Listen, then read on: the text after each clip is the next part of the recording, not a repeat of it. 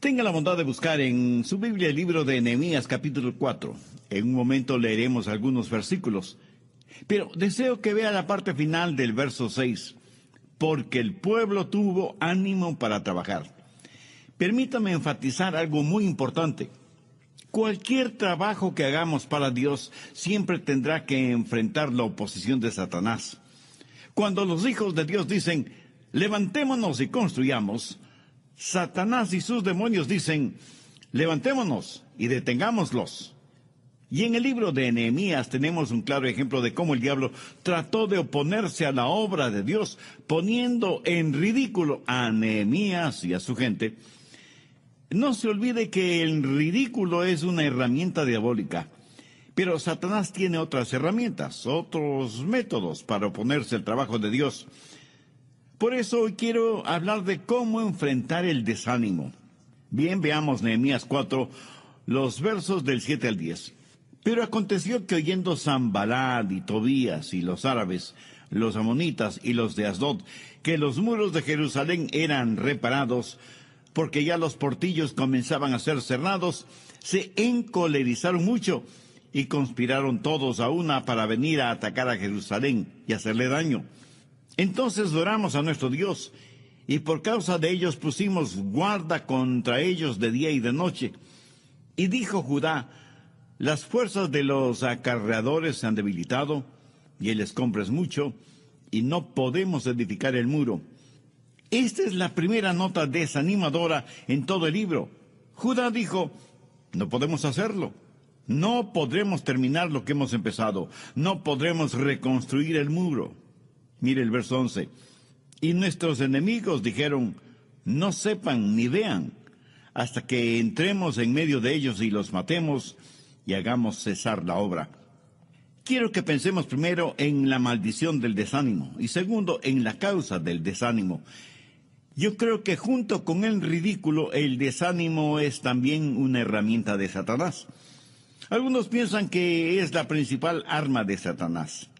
Se cuenta que un día el diablo estaba rematando su caja de herramientas que contenían herramientas tales como el orgullo, la ociosidad, la arrogancia, la envidia, los celos, el adulterio, la mentira y en fin, todas esas cosas.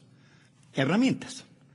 Pero sobre una herramienta había una nota que decía, no está de venta. Y alguien le preguntó al diablo, ¿qué clase de herramienta es esa y por qué no está de venta? Y el diablo le contestó, pues porque no puedo darme el lujo de vender esta herramienta. Es la más importante para mí. Y se llama desánimo. Y le preguntaron nuevamente, ¿y por qué es tan importante? Y Satanás contestó, bueno, con esta herramienta puedo forzar mi entrada en el corazón de los seres humanos y una vez que estoy adentro puedo hacer todo lo que quiera hacer. Por eso el desánimo es mi herramienta principal. Sé que se puede hacer daño con el desánimo, y más daño con el desánimo que con ninguna otra cosa, y que aquellas personas que consideramos buenas pueden ser víctimas del desánimo. Y si usted no tiene cuidado, también puede ser asaltado por el desánimo. Mire Nehemías 4:10, y dijo Judá, las fuerzas de los acarreadores se han debilitado, y el escombro es mucho, y no podemos edificar el muro. Tal vez usted me pregunta, bueno, ¿y quién fue Judá?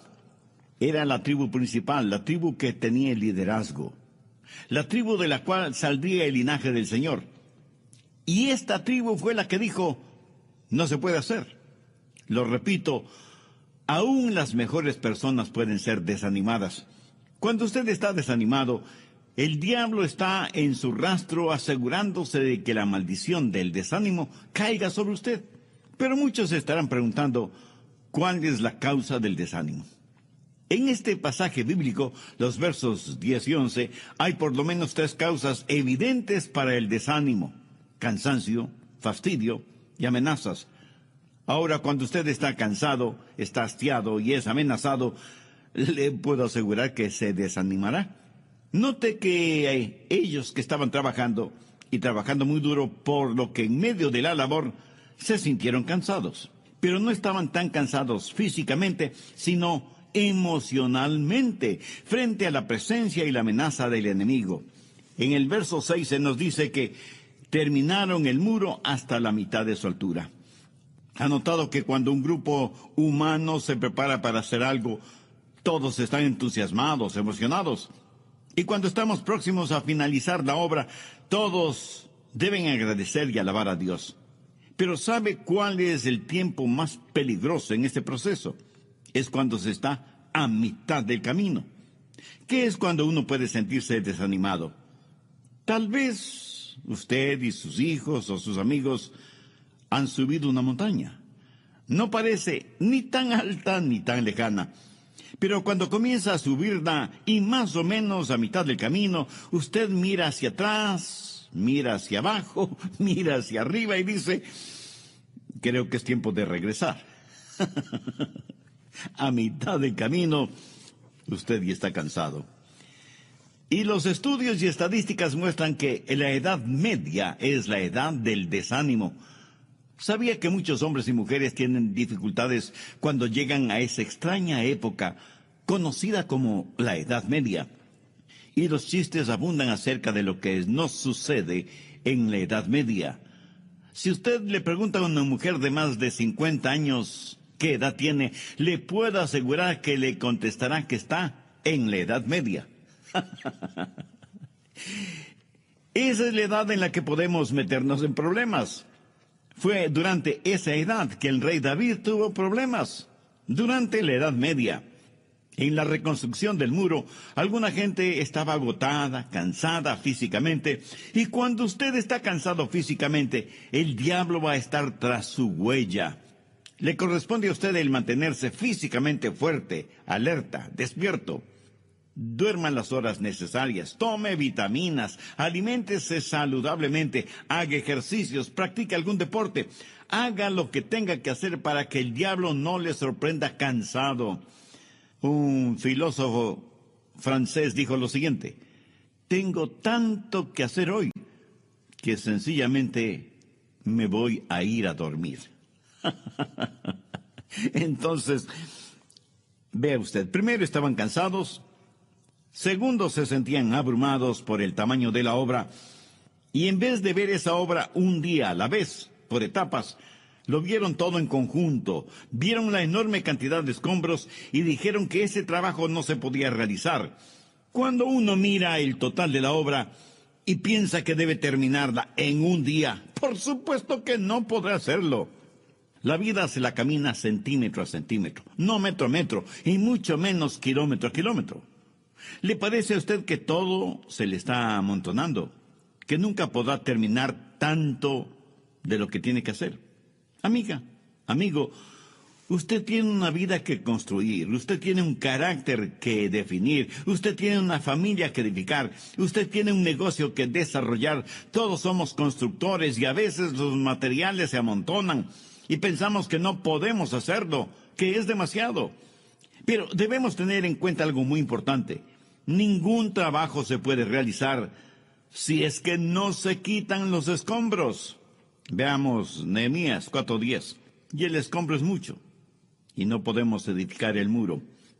¿Sabe que uno de los trabajos más duros no es el poner los ladrillos, sino el remover los escombros?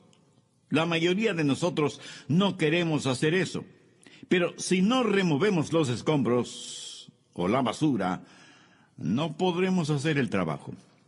Y aunque aquí se habla de escombros físicos, literales, por analogía podemos decir que hay mucha basura teológica y doctrinal que debe ser removida. Hay cualquier cantidad de basura moral que es necesario botar. Hay mucha basura tradicional que hay que sacarla del camino para volver a la solidez que es la roca de la palabra de Dios, para hacer solo lo que Dios nos diga que debemos hacer. Se cuenta que un acaudalado empresario constructor compró el enorme terreno que había sido por muchos años el basurero de una ciudad.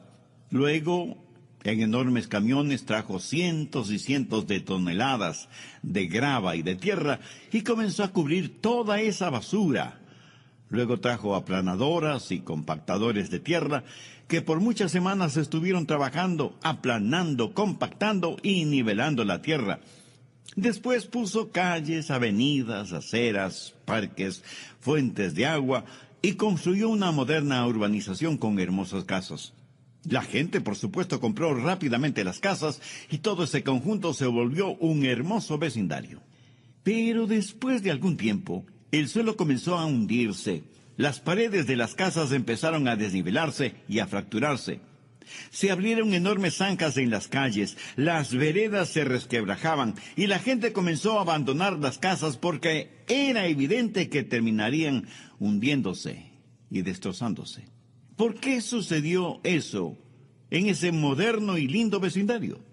Porque todas esas casas fueron construidas en realidad sobre la basura. Usted no construiría su casa sobre la basura, ¿verdad? Pues le diré que usted no puede construir su vida sobre basura. Y aunque a veces es muy duro el cavar hasta encontrar roca sólida, vale la pena hacerlo si queremos construir algo que perdure. Es cierto, el trabajo puede ser tedioso y agotador. No faltará la tentación de buscar atajos, de usar materiales más baratos, de no seguir los códigos de seguridad. Amigo, escúcheme.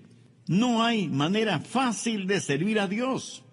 Nehemías y su gente se desanimaron, primero porque estaban cansados, segundo porque les agobiaba la obra en sí mismo y tercero porque se pusieron nerviosos con la presencia del enemigo y en medio de estas circunstancias el diablo se hizo presente. ¿En qué forma? Bueno, hubo una conspiración contra la gente de Dios. Y Satanás utilizó muy bien a ciertas personas para ese propósito. Les dijeron a los judíos que estaban construyendo, ustedes no saben cuándo vendremos para aniquilarlos. A lo mejor de día, a lo mejor de noche, pero vendremos de sorpresa cuando menos nos esperen y les atacaremos y les mataremos. Como si el cansancio y el abatimiento no hubieran sido suficientes, sus enemigos se encargaron de darles más problemas. Satanás es la clase de enemigo que, si le ve a usted hundiéndose en arena movediza, no tratará de ayudarle a salir de ella, sino que más bien le empujará más, para que se hunda más rápido. Él sabe cuándo usted está en dificultades, cuándo está físicamente débil, cuándo está emocionalmente abatido y cuándo está espiritualmente apagado. Él sabe exactamente cuándo usted está al límite de su capacidad de aguante, y es cuando él ataca, y ataca ferozmente. No en vano la Biblia lo describe como león rugiente, y cuando eso sucede usted, por supuesto, se sentirá desanimado. Verso 12. Pero sucedió que cuando venían los judíos que habitaban entre ellos, nos decían hasta 10 veces, de todos los lugares donde volviereis, ellos caerán sobre vosotros. Esto es interesante porque significa que aún los judíos que vivían entre los enemigos del pueblo de Dios sabían que se planificaba un ataque para impedir continuar la obra. Y ellos mismos decían que podía ser realizada. Ahora, ¿cuál es el remedio para el desánimo? Nehemías fue un gran hombre de Dios, un extraordinario líder, y quiero que note los pasos que Nehemías dio para animar a aquellos que habían sido desanimados. Note cuidadosamente lo que él hizo. Primero, armó a la gente. Mire lo que dice el verso 13.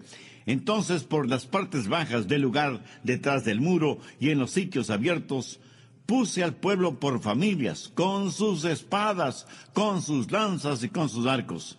Si hay un enemigo, necesitamos estar armados. Prever es mejor que lamentar.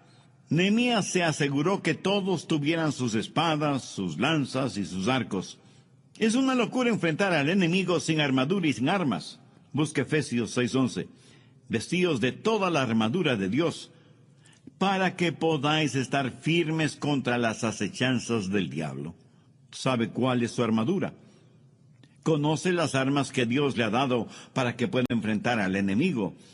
Nuestras armas no son carnales, pero como son de Dios, son poderosas para destruir fortalezas maléficas. Entonces, lo primero que hizo Nehemías fue armar a su gente. Y yo quiero prepararle a usted para que esté listo para el impacto con el enemigo. Nehemías fue un gran líder. y vio la necesidad de que su gente estuviera armada. Segundo, animó convencidamente a su gente. Verso 14. Después miré y me levanté y dije a los nobles y a los oficiales y al resto del pueblo: no temáis delante de ellos. Acordaos del Señor grande y temible. ¿No le fascina eso? Les dijo: no tengan temor, no se desanimen, recuerden quién es nuestro Dios. Y si Dios con nosotros, ¿quién contra nosotros? El Señor es nuestro ayudador y no debemos temer lo que puedan hacernos los hombres. Esperemos en Dios y Él renovará nuestras energías. Amiga, amigo, ¿está usted desanimado, cansado, temeroso, abatido? Piense en el Señor. Y si no sabe por qué se siente así, permítame sugerirle una posible causa. Ha dejado de mirar y de confiar en el Señor. Piénselo. ¿Ha contemplado el rostro del Señor últimamente? ¿Sabe lo que es ver a Jesús en medio de la tormenta? ¿Sabe lo que Nehemías le diría en esos momentos? Acuérdate del Señor, contempla su rostro. Quiero que sepa que Jesús sigue manejando el timón y no hay pánico en el cielo, solo planes. Y lo que quiera que hagamos como miembros de una iglesia, siempre debemos recordar a Dios. Aquí bien vale la pena citar las palabras de Pablo en Romanos 8:13. Si Dios por nosotros, ¿quién contra nosotros? Entonces, ¿qué hizo Nehemías? Armó a su gente y les infundió ánimo y valor. Veamos ahora la segunda parte del verso 14.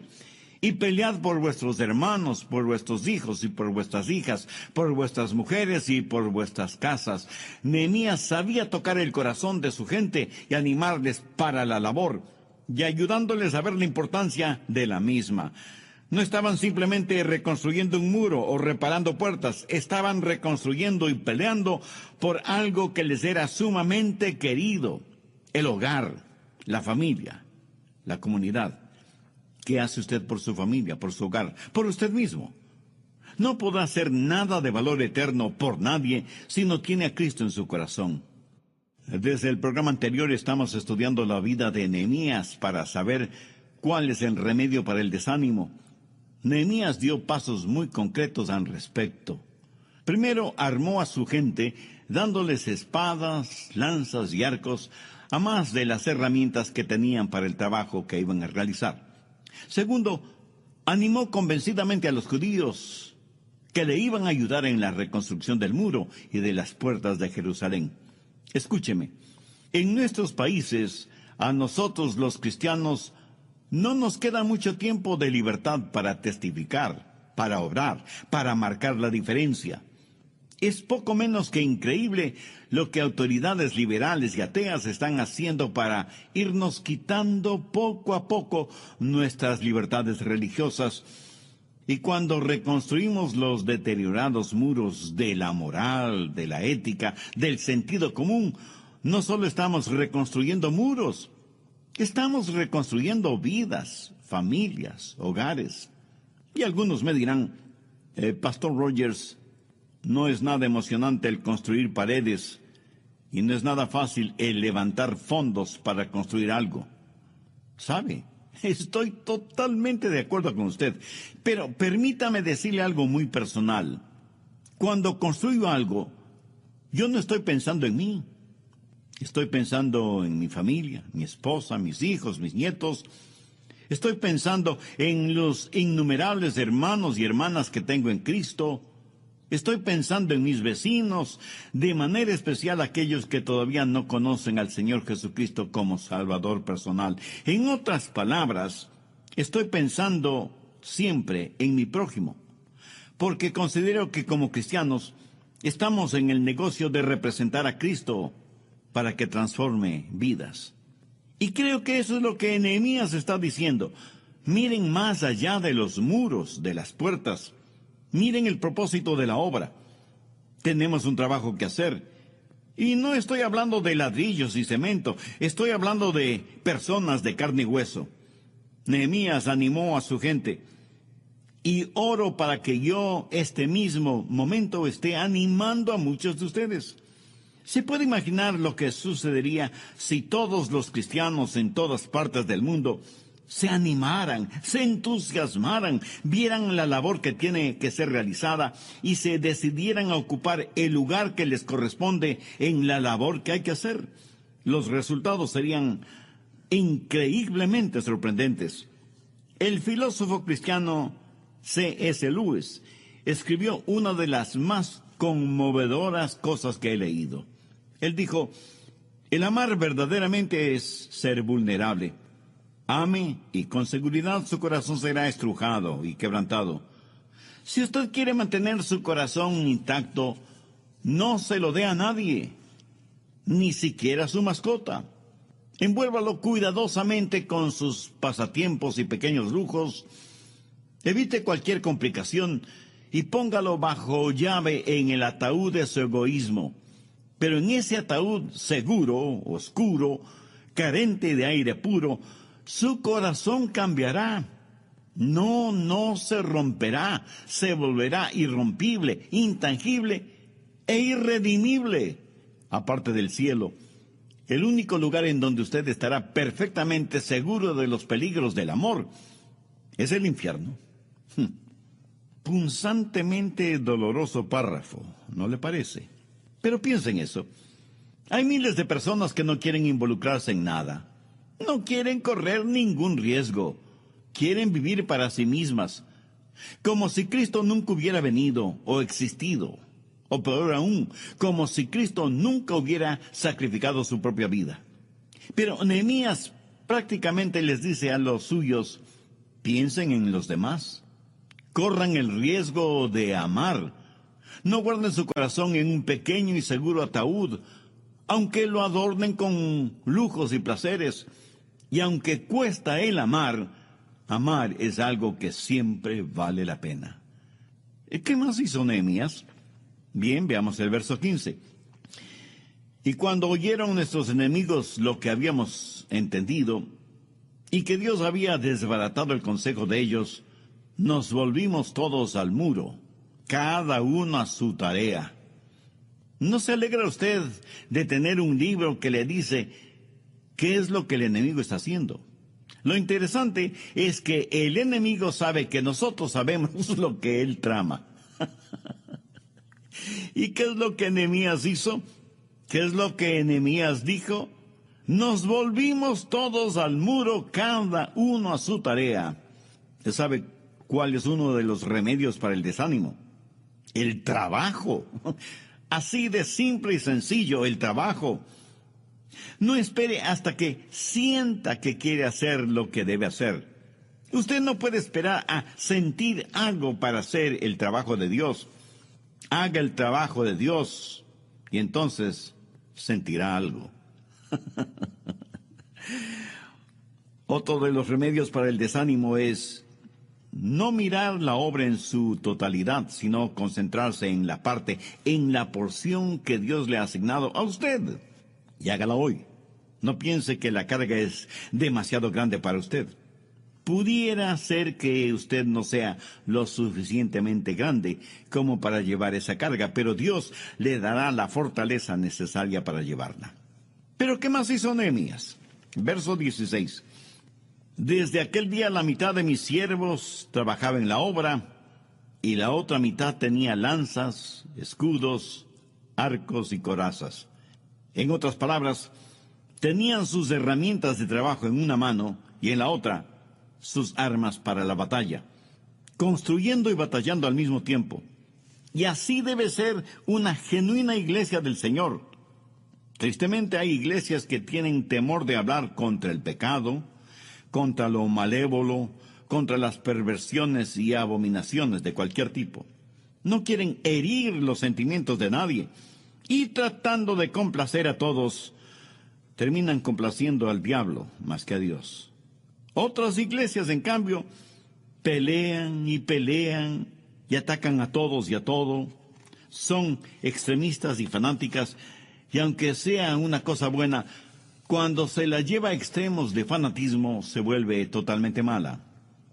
En la iglesia debe haber balance, construyendo y batallando, la espada en una mano y la herramienta de trabajo en la otra. Si usted es miembro de alguna iglesia, oro que no sea una congregación negativa o extremista. Pero también oro para que no sea una iglesia acomodaticia, tratando de complacer a todos menos a Dios.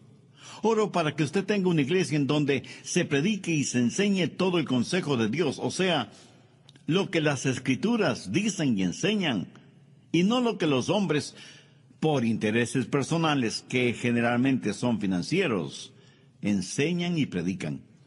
¿Cuál es otra forma de curar el desánimo? Veamos el verso 19. Y dije a los nobles y a los oficiales y al resto del pueblo, la obra es grande y extensa, y nosotros estamos apartados en el muro, lejos unos de otros. Ahora ponga atención al verso 29. En el lugar en donde oyereis el sonido de la trompeta, reuníos allí con nosotros. Nuestro Dios peleará por nosotros. ¿Y cómo es que Dios peleó por ellos? Cuando la gente de Dios se junta y permanece unida, suceden cosas maravillosas. Cuando estamos unidos con un propósito definido y un propósito agradable delante de Dios. En el Salmo 133:1 leemos, mirad cuán bueno y cuán delicioso es habitar los hermanos juntos en armonía. No hay ningún sustituto para ese habitar armoniosamente juntos. Esa es la razón por la cual el escritor de Hebreos dice, no dejando de reuniros como algunos tienen por costumbre, sino exhortándonos.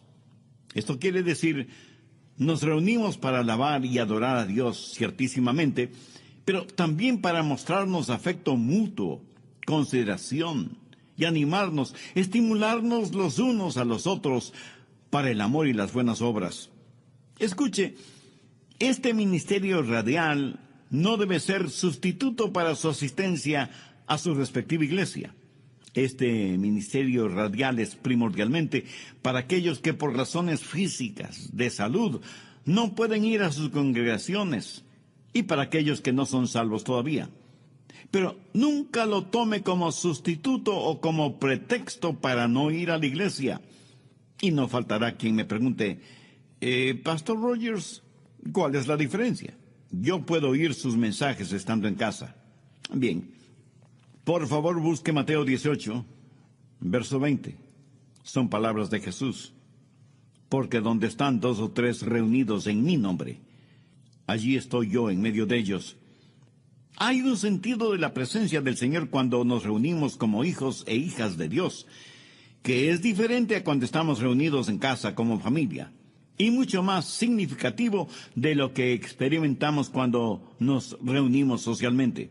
Nehemías sabía esto. Por eso reconoció que durante el trabajo en el muro estaban físicamente separados los unos de los otros. Por eso, al sonido de la trompeta, todos debían reunirse para estar juntos. Hay veces que necesitamos estar juntos para recibir información. Hay veces que necesitamos estar reunidos para recibir palabras de inspiración, de exhortación, de amonestación y aún de organización. Escuché de un joven que estaba enamorado de una muchacha y le escribió una carta diaria por 2 años. Pensó que esa era una buena manera de cortejarla. Una carta de amor cada día por 2 años. ¿Sabe lo que pasó? Ella terminó casándose con el cartero. Es que no hay sustituto para aquello de estar ahí. No hay sustituto para el contacto personal. ¿Para qué reunirnos? Para exhortarnos los unos a los otros, para animarnos mutuamente cuando estemos desanimados. Y si alguien me pregunta si alguna vez he estado desanimado, debo confesar que algunas veces he estado cansado en el trabajo, pero no del trabajo. Y quiero que entienda bien esto, porque muchas veces podemos cansarnos en el trabajo, pero no cansarnos del trabajo que realizamos. Las dos cosas son totalmente diferentes.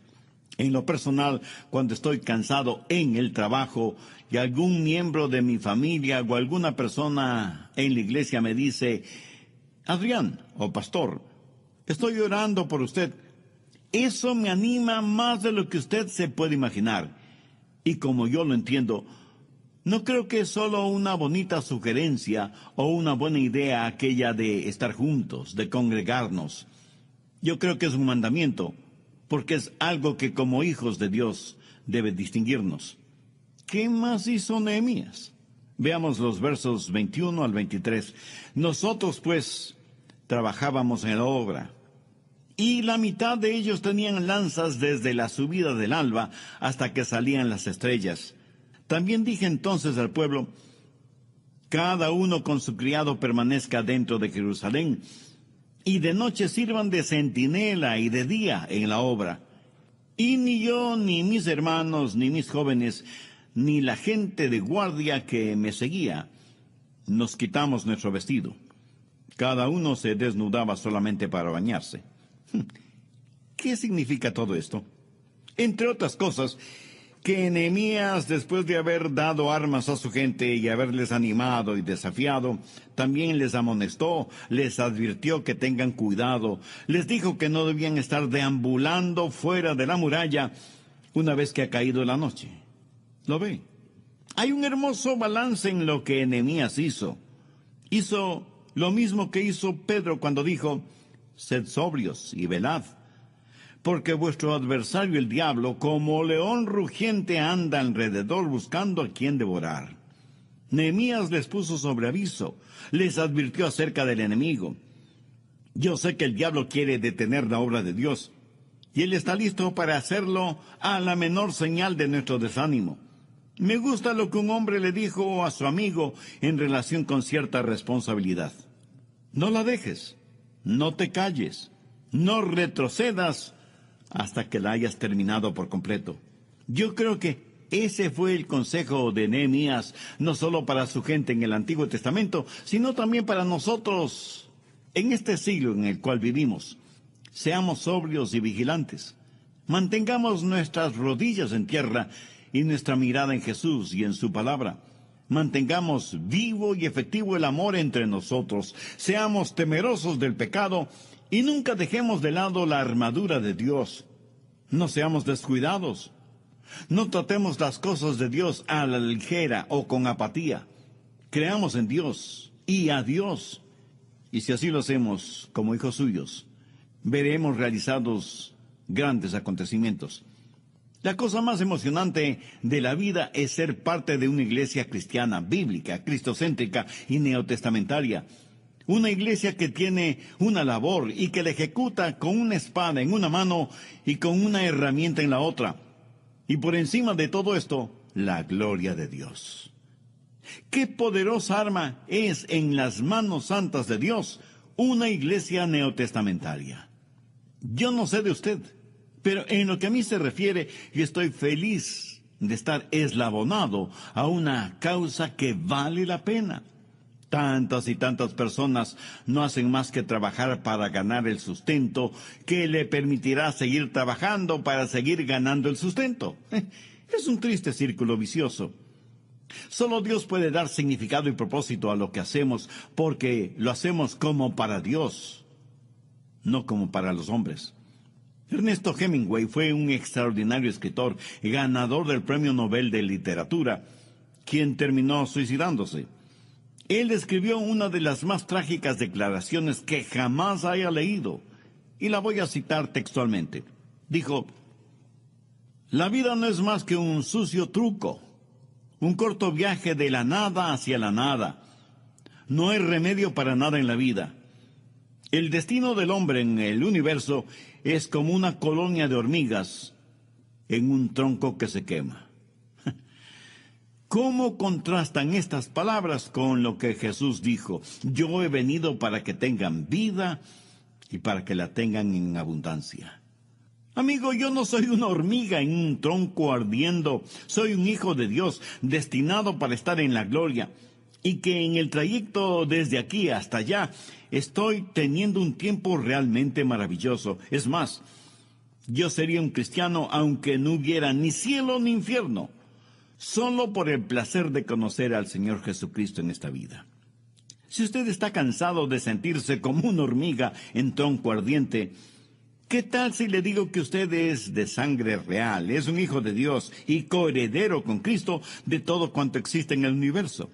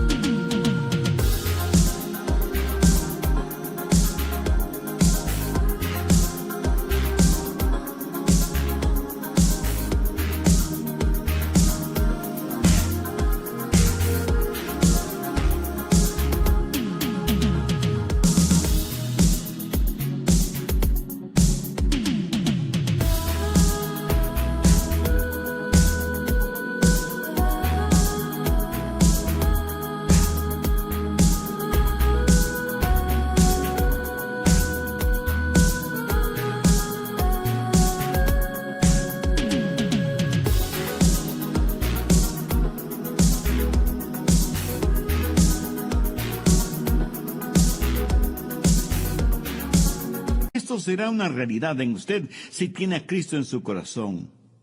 Si aún no le conoce como su Salvador personal, no quisiera hacer esa decisión ahora mismo. Yo voy a orar una sencilla oración para que le sirva de guía. Eterno Dios, te doy gracias por este mensaje que he tenido la oportunidad de escuchar. Gracias por abrir mi entendimiento espiritual. Me reconozco pecador delante de ti y vengo en busca de tu perdón y tu ayuda. Señor Jesús, tú eres el Hijo de Dios que pusiste tu vida como pago por la culpa de mis pecados. Ten la bondad de ser mi Salvador y mi Señor desde este momento. Te recibo en mi corazón. Perdóname, límpiame, sáname, sálvame y ayúdame a ser la persona que tú quieres que sea. En tu nombre lo pido. Le invito a tomar la palabra de Dios y buscar Efesios, capítulo 5, por favor. En un momento vamos a leer el versículo 23 y después leeremos otros versículos. Hoy deseo hablarle acerca de la autoridad del reino en el hogar y literalmente del liderazgo en el hogar. Algunos de nosotros estamos desilusionados con nuestros hogares. Alguien dijo que la diferencia entre el noviazgo y el matrimonio es la diferencia entre las fotos en el catálogo de semillas y lo que germina.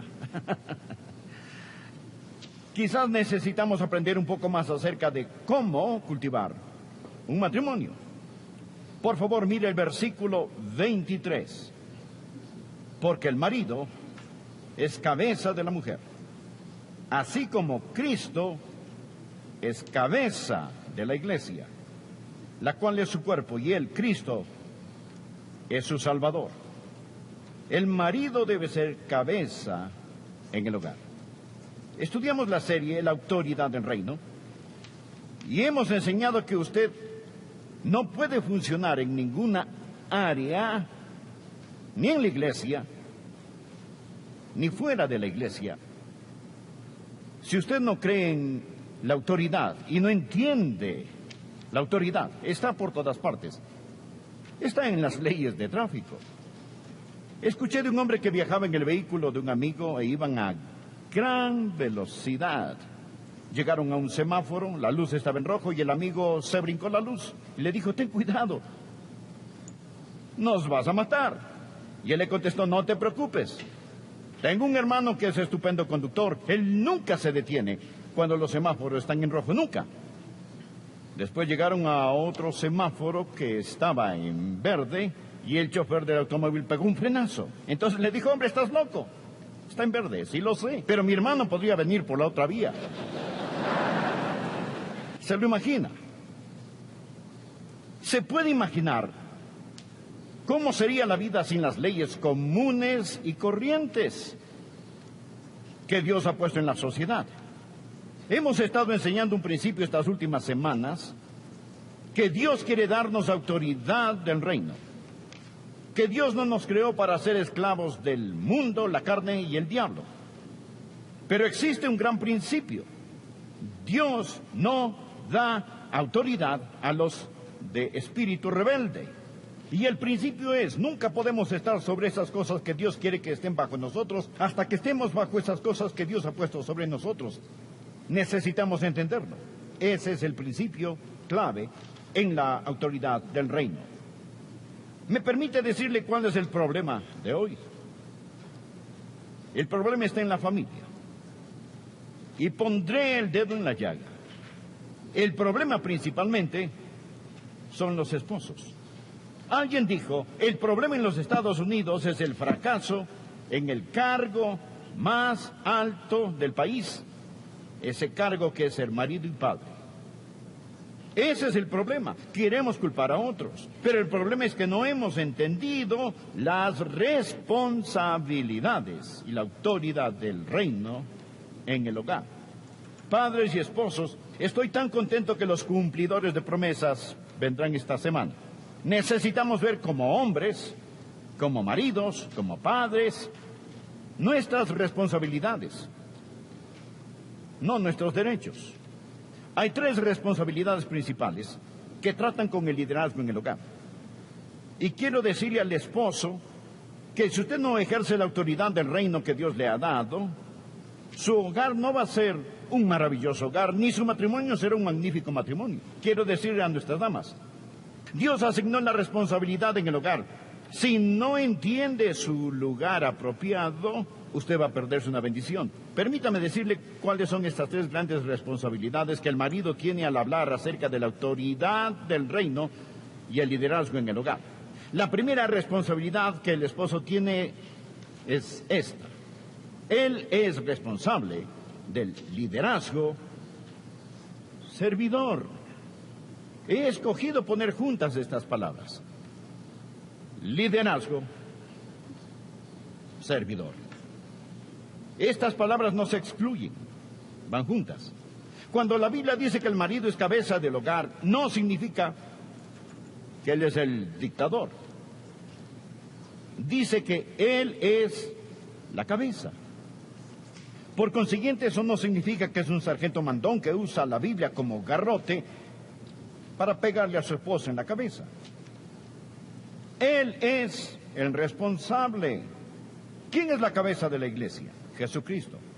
Correcto. El marido es cabeza de la esposa como Cristo es cabeza de la iglesia. Bien quiero que piense acerca de Jesús, que es cabeza de la iglesia. Es decir, Él es el Señor soberano de la iglesia. Él es su Señor. Quiero hacer una pregunta. ¿Lo ha obligado Jesucristo alguna vez a hacer algo? Nunca. Ni una sola vez. Ni una sola vez. Mas, sin embargo, Jesús es la cabeza de la iglesia y es Señor de mi vida, y si conozco mi corazón, moriría por Jesucristo. Aún así, Él no es el dictador de la iglesia.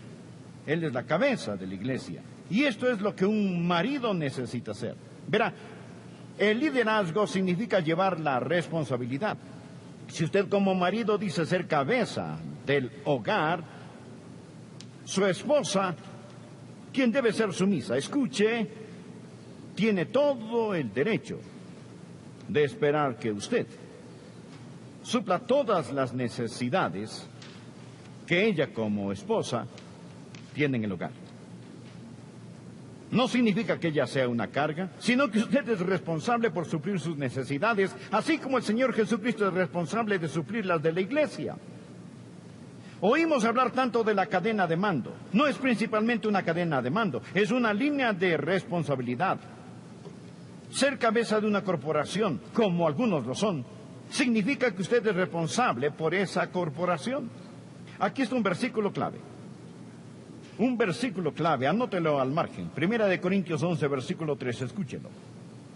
Pero quiero que sepáis que Cristo es la cabeza de todo varón, y el varón es la cabeza de la mujer, y Dios es la cabeza de Cristo. Ningún hombre puede ser la cabeza del hogar hasta que esté bajo el liderazgo de Cristo. Si no desea someterse a Jesús, ¿qué derecho tiene y qué expectativa tiene de tener la unción y el poder de Dios para ser el marido que Dios quiere que sea? Aquí tenemos el segundo punto de responsabilidad. Lo primero, liderazgo servidor. Liderazgo servidor. Bien, el segundo punto es amor sacrificial. No dije solo amor, dije amor sacrificial. No dije solo liderazgo, dije liderazgo servidor. ¿Qué es el amor sacrificial? Bien, ¿cómo debe amar a su esposa? Note el versículo 25. Maridos, amad a vuestras mujeres, así como Cristo amó a la iglesia y se entregó a sí mismo por ella. Eso no es simplemente amor, sino amor sacrificial. ¿Cómo debo amar a Joyce?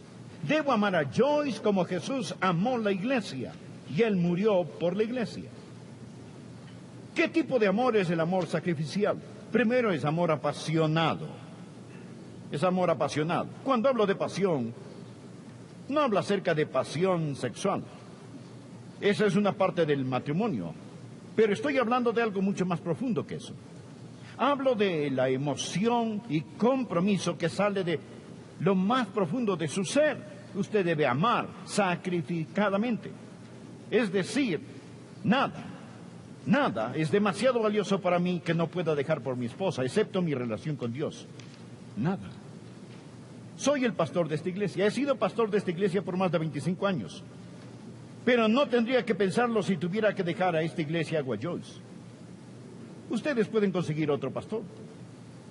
Yo soy su marido.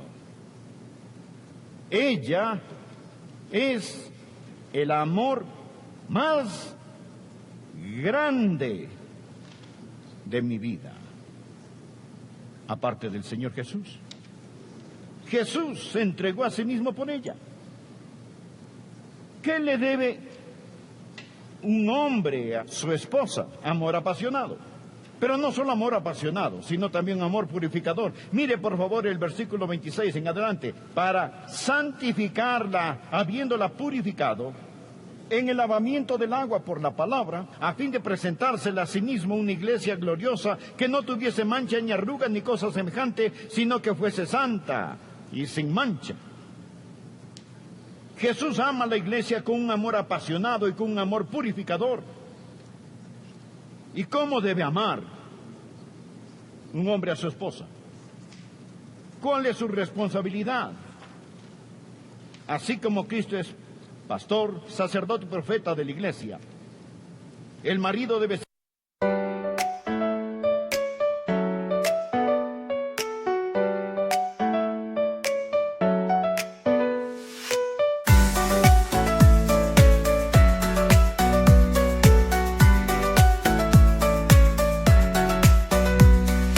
Raindrops falling down my face, like tiny tears in a happy chase.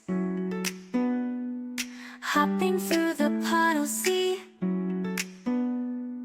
colors dancing wild and free.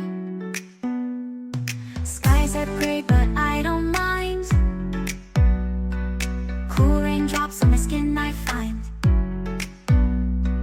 Kicking off my Saturday, watch the clouds just drift away. Rainbow in the rain, what a sight. Colors shining oh so bright. Dancing in the streets, so bright. Everything will be alright.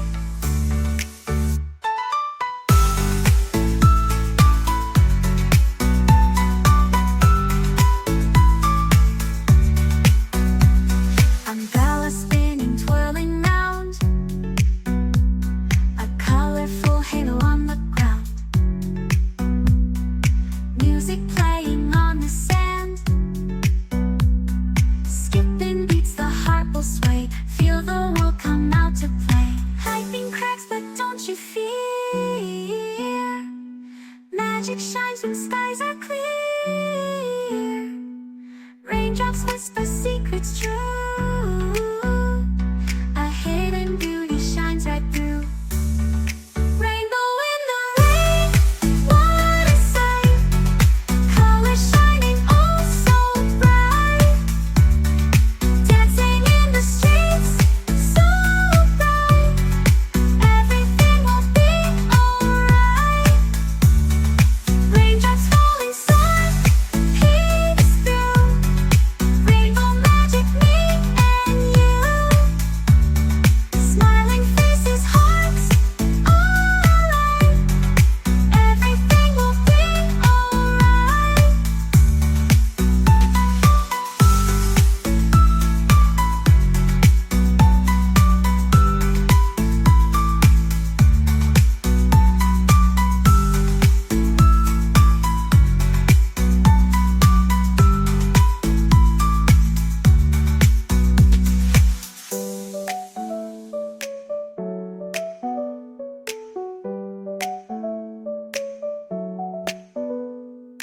Raindrops falling, sun peeks through.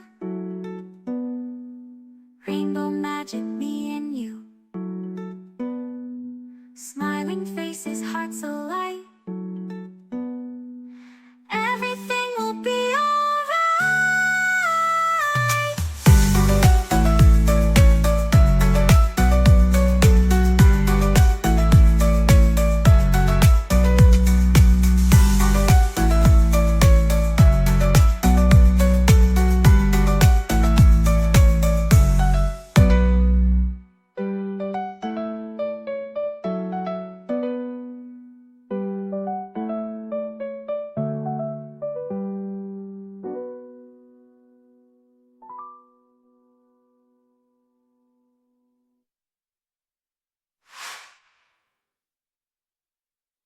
ser profeta, sacerdote y pastor de su esposa.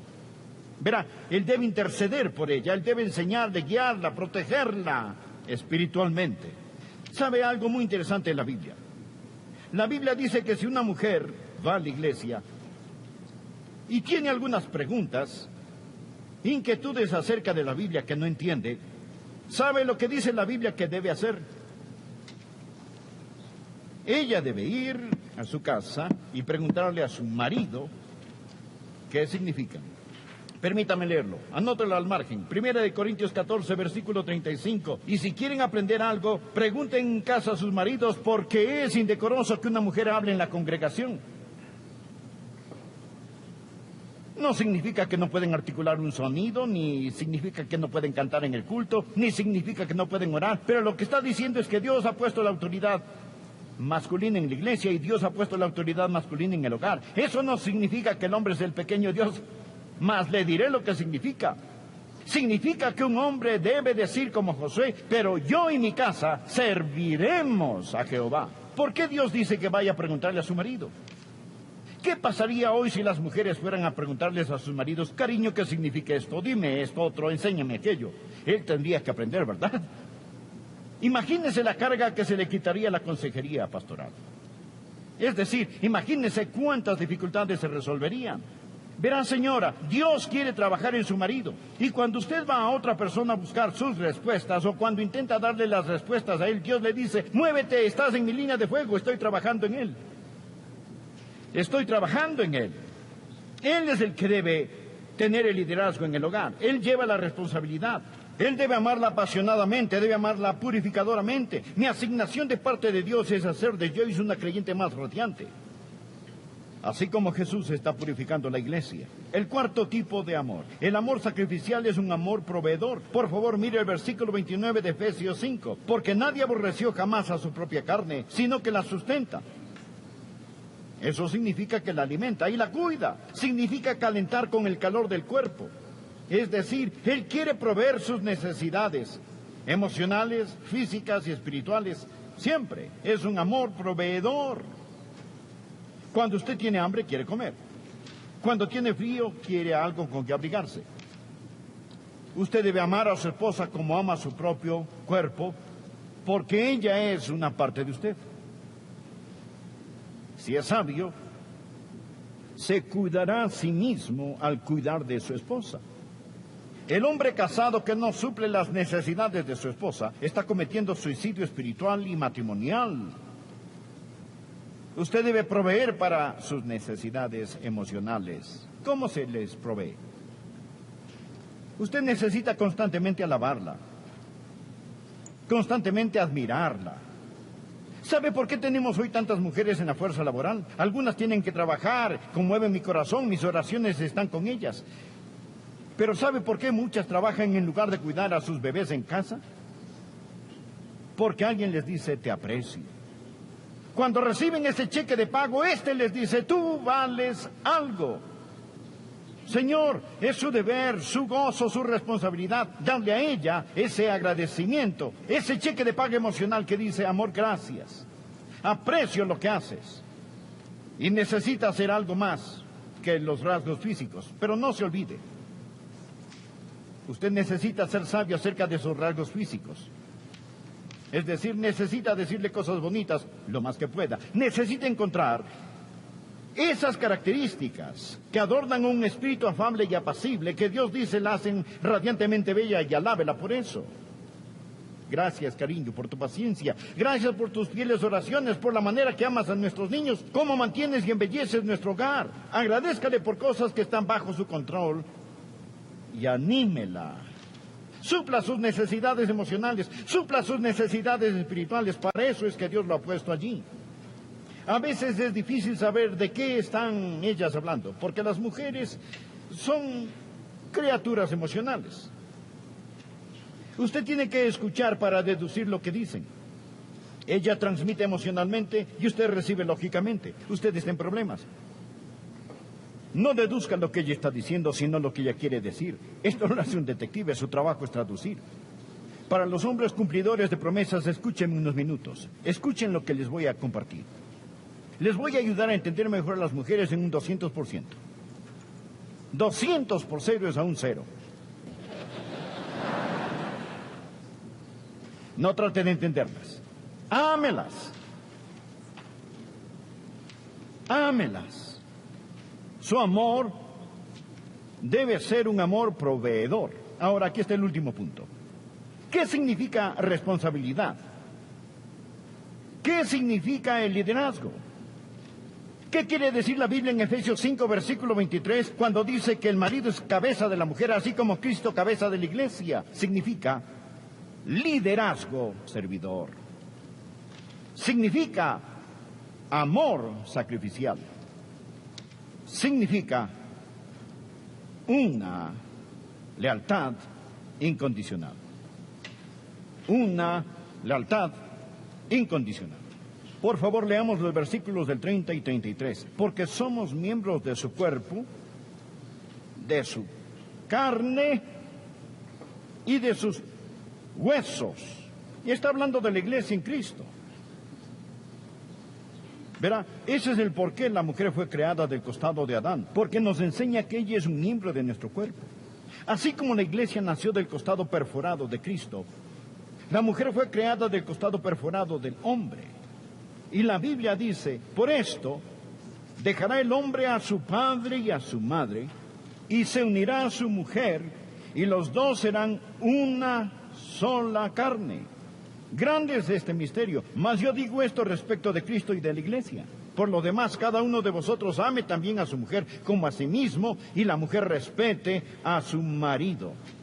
Por esto, dejará el hombre a su padre y a su madre, se unirá a su mujer. Una lealtad incondicional. Ahora, si usted es cabeza de su esposa como Cristo es cabeza de la iglesia, permítame hacerle una pregunta. ¿Está listo? ¿Cuándo va el Señor Jesús a dejar su iglesia? ¿Cuándo va Jesús a abandonar a su iglesia? Nunca lo hará. Amén. ¿Qué ha dicho Jesús? Él dijo, nunca te desampararé, ni te dejaré. Hoy tenemos a hombres que ante el altar matrimonial hacen un convenio, no un contrato, un convenio, y luego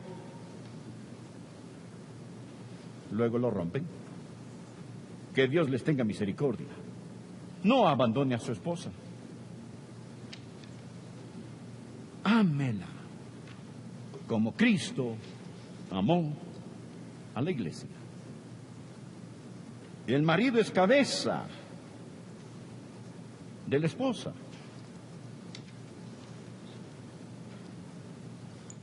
Liderazgo servidor. Amor sacrificial. Una lealtad incondicional. Cuando empezamos a vivir así y los hombres se someten a la autoridad sobre ellos, podrán tener la autoridad que Dios ha puesto bajo ellos, y las esposas podrán someterse a un hombre que está dispuesto a morir por ellas, y lo muestran en la forma en que vive. Y los hogares serán lo que Dios desea una vez más. Amigos, todo este capítulo, Efesios capítulo 5, escuche, Efesios capítulos 5 y 6, estos capítulos entran en el contexto que nos dice que debemos estar llenos del Espíritu. La única forma que usted puede ser ese tipo de marido, la única manera en que yo puedo ser ese tipo de marido, es estando lleno del Espíritu. No tengo lo que se requiere, no tengo lo que se requiere, ni usted tampoco. Pero le diré esto, que cuando yo entrego mi corazón a Jesucristo y me rindo a Él, el Espíritu Santo de Dios, el Espíritu Santo de Dios entra en mí y me da el Espíritu de Jesús para que yo pueda amar a Jesús.